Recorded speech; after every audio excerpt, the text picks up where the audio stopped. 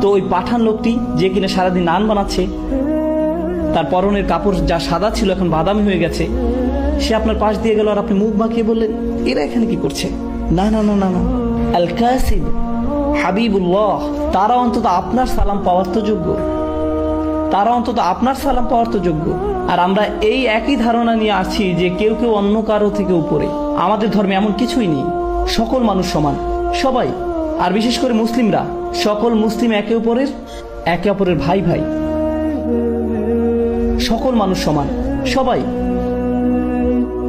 হোটেলে আসার পর একজন এসে বলল, স্যার আপনার সাথে কি একটু ছবি তুলতে পারি?